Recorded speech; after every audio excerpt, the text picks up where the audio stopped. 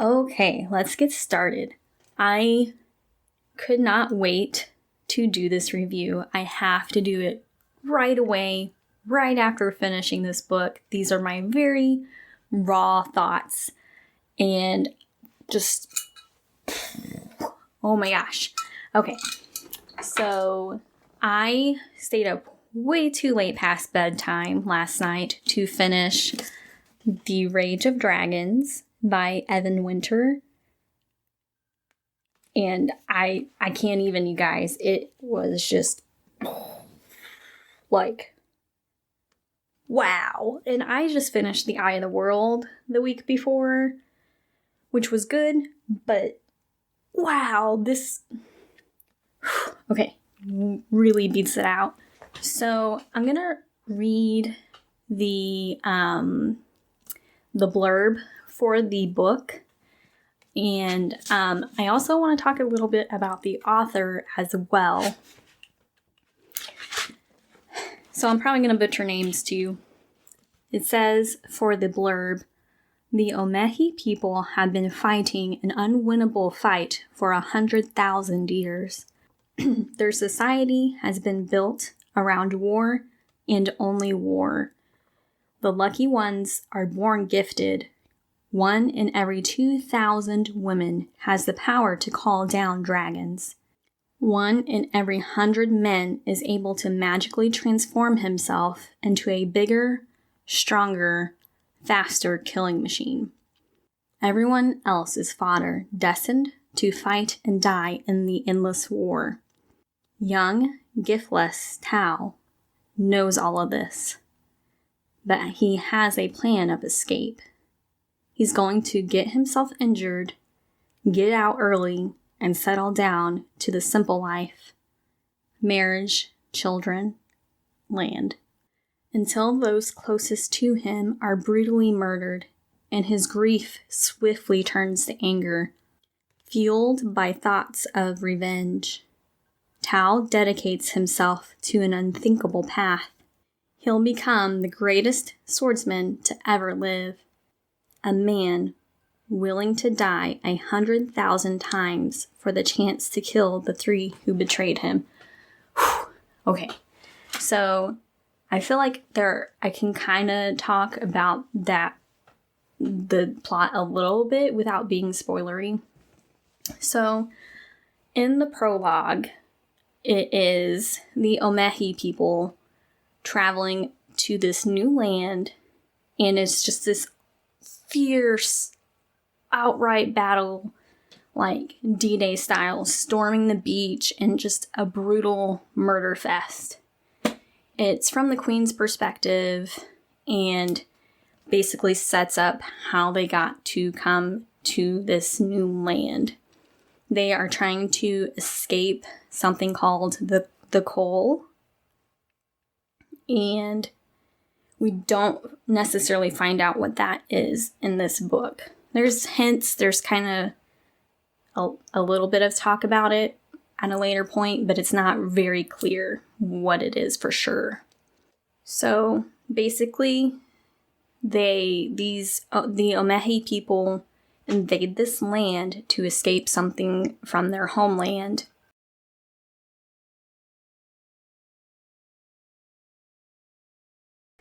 I'm really struggling with allergies right now, and it really comes through in my recordings, which is so frustrating because I have all this time to work on them and I sound terrible. So the Omehi people are invading this new land.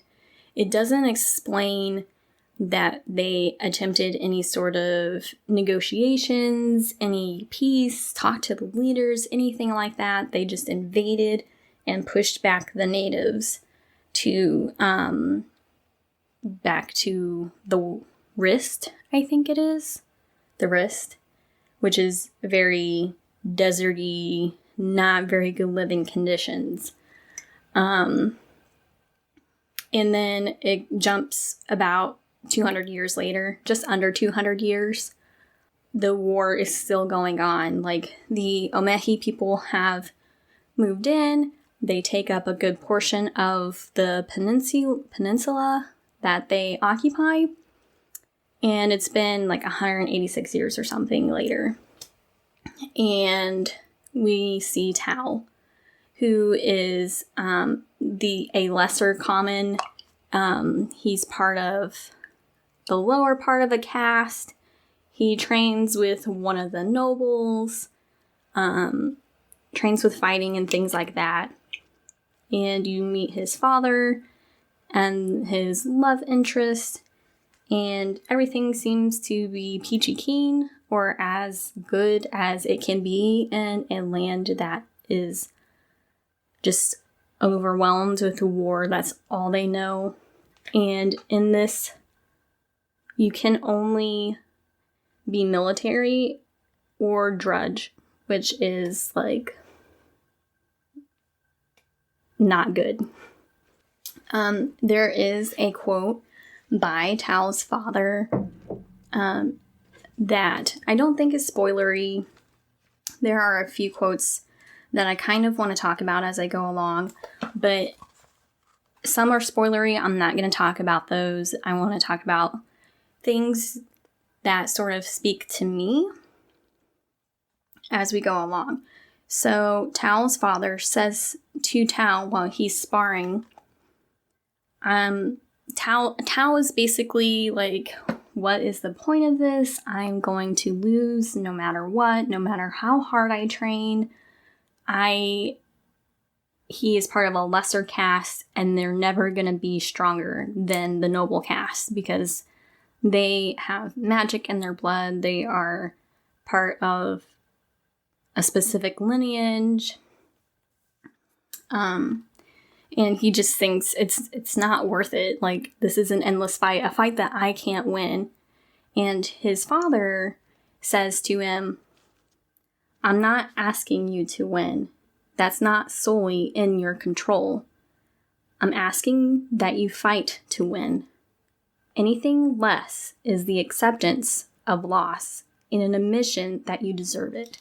So that's something that sort of spoke to me as a martial artist. My boyfriend and I do Taekwondo and Brazilian Jiu-Jitsu. And it's not just about winning. Like, you still try your best. You fight. It's not always in your control. There's always going to be someone better than you. But train and basically have the mindset that you are going to win, and that will help tremendously. So anyway, we're with Tao. He is, basically everyone serves in the military, and there is the noble military and then the lesser military, which is sort of like a militia. And Tao, after fighting in a raid, that's kind of a mild spoiler. It's at the very, very beginning. After fighting in a raid, he realizes that he doesn't like fighting. He doesn't like killing. He sees, but that's like the way of life of these people is fighting. Everyone's in the military. So Tao decides this isn't the life for him. He plans a way to get out. That was said in the blurb. He wants, when he goes to his military training, he wants to get injured, and so he can get out. It's not a super great life for him and the woman, the love interest, but it's better than fighting an endless war to him. And then stuff happens plot-wise that is spoilery. Things happen. I mean, it kind of says it in the blurb. There are significant things that happen, and Tao really gets super angry, is out for revenge, sees nothing but red, joins the military, and during his training, he fights. He wants to be the best. And there are some quotes about that I really liked. So basically his commander essentially tells Tao, the wars you wage aren't decided when you fight them. They're decided before that by the extent of your efforts and the substance of your sacrifices. They're decided by the choices you make every single day. Which is also spoke to me from a martial arts standpoint. You basically, it boils down, you get out of it what you put into it. And Tao really takes that to heart. He gets there early, he stays late, he really puts his heart into it. And he really fights to become the best. There's some other quotes I'm going to talk about real quick. And then I don't want to talk more about the plot because I think it ends up being pretty spoilery. And I don't want to do spoils. So this is another one by Jayed to Tao, who is like his commanding officer. I can't pronounce how they actually say it. So he says to Tao, your enemy doesn't have to win for you to lose, which I think really speaks volume about how much of yourself you lose when fighting in a war. Later, he also says, a chapter or two later, fight too long and you lose anyway. And again, I think it really speaks volume as to war and the effect it has on you. I think it speaks to the way revenge and anger has on you, because Tao is so fueled by anger and revenge for everything that has happened to him. And I don't necessarily think that's bad. I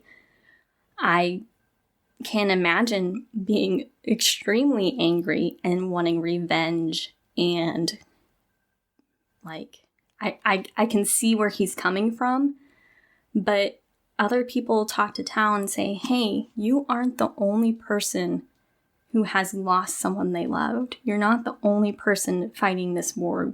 We have been fighting this war endlessly. Everyone has lost something, not just you. He still doesn't take that to heart. All of that is basically in one ear and out the other. He is still seeing red. He just fights morning, noon, and night. And just does not take any of that to heart at all. Which I think it's good because it gives him some moral grayness. There's one other part I really liked his love interest. She's very calm and down to earth, which is the opposite of him. And she really tries to bring him down a notch. He doesn't necessarily listen, of course, but there's a quote that also really stuck with me because I do this to myself and I struggle with this so much. Tao says to Zuri, you deserve so much more than I am. To which she responds, no, you don't get to decide that for me. I feel the way I feel, and that's that. Which I always struggle with confidence. I have a great boyfriend. We have been together for 6 years now, and it's still hard. He doesn't really convey emotions, as he's very analytical in mind. And so I'm like, when we were first dating, I'm like, does he like me? I was like, oh, I gotta be a little more, use your words. I gotta know for sure. And I still struggle with that. Like, I still can't believe someone as awesome as him likes me. How long we've been together, like, even then, it still just kind of amazes me.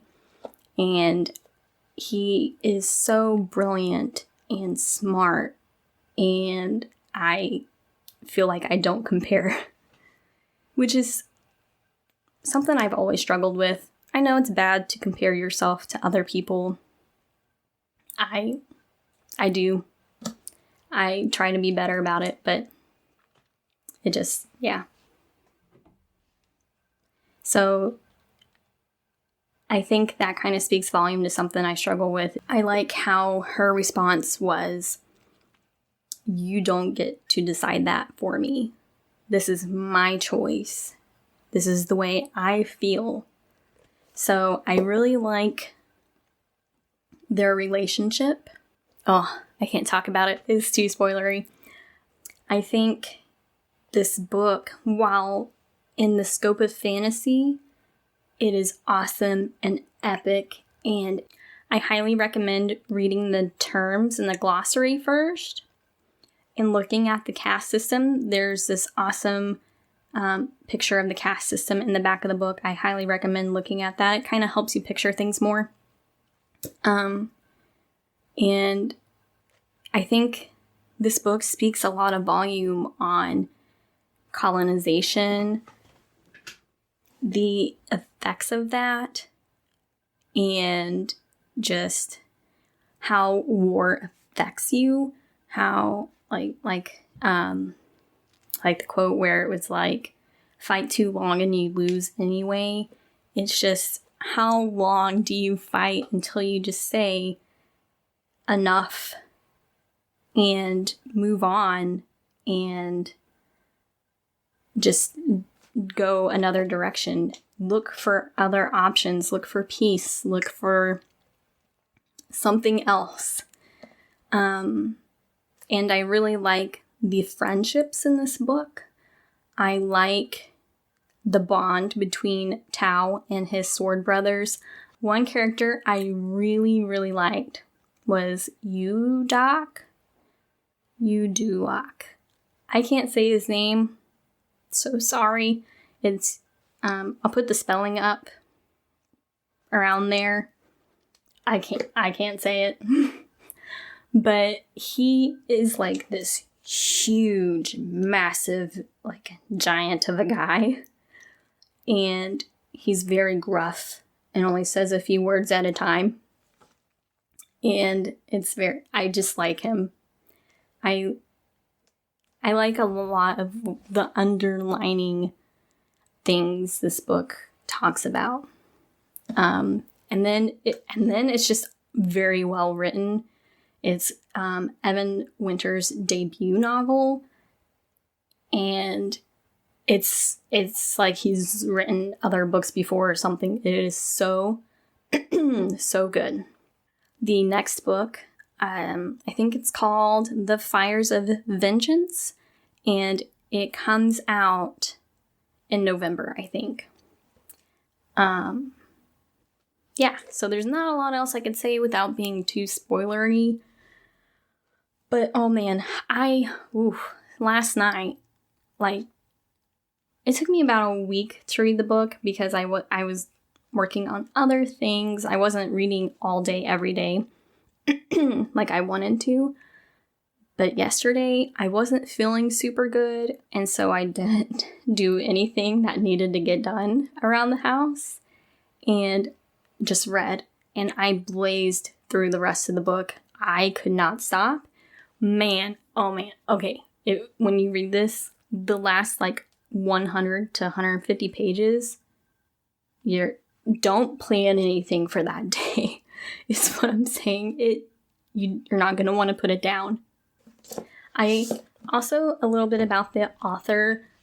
From what I gathered, I did watch an interview with him and Daniel Green. And it made me love him so much more. I already loved him based on the author blurb in the back of the book, and his reasons for writing it. So it says, Evan has always loved fantasy novels, but when his son was born, he realized that there weren't many epic fantasy novels featuring characters who looked like him. So before he ran out of time, he started writing them. I don't know if I mentioned this, but it is based on African culture. And it's so well written, so well described. I could not get enough. But I love that he loves epic fantasy. So he's already like well versed in the genre. And I love that he wrote it for his son because of there not being enough fantasies with people of color, people that look like him. And I just think that's awesome. And I love getting to dive into a different culture. It's just so well done. I can't wait for more. 5 out of 5 stars. And man, after watching the interview with Daniel Green, I'll try to link it in the description. I love the author even more. He's so nice. He's so sweet. I just love it. And then I also love on Goodreads. When I went to go, I need to update my Goodreads on this. Anyway, I love that the first review that popped up was Evan Winter of his own book, and he said something along the lines of, this book is great, blah, blah, blah, blah, blah. I'll post it up here. I'll post a screenshot of it because I can't remember the quote exactly, and I'm recording this on my phone. Basically, his review said, "My mom says I should be proud of my work, so I am. Here you go," and does like a glowing review of his own book. So I thought that was funny, and he's not wrong. It is so wonderful. Apparently it started out as a self-published book, but it was so good a publisher picked it up. And man, also, I just really love this artwork. I don't think enough is put into not to put down necessarily publishers or the artists that work on the book, because obviously they are given direction and multiple people end up deciding on the cover, but American book covers usually aren't that great. Maybe I'll do a video rating book covers, but they're usually not like super great. But this one I love. It's so good. Some of them are pretty just, they're so boring. This one says epic fantasy. This one shows fighting. This one, so good. I know this review was kind of all over the place. I tried to keep out spoilers so you could decide if you want to read this book. And the correct answer is yes. You should read this book. It is, I can't put it into words. It's amazing. You should check it out. You should have the time to right now if you're self-isolating. Obviously, if you're still working, you probably don't have time or not as much time, but still absolutely worth the time. And you will not regret it. Okay? I can't put it, I can't put it into words. You just need to pick it up and just trust me, because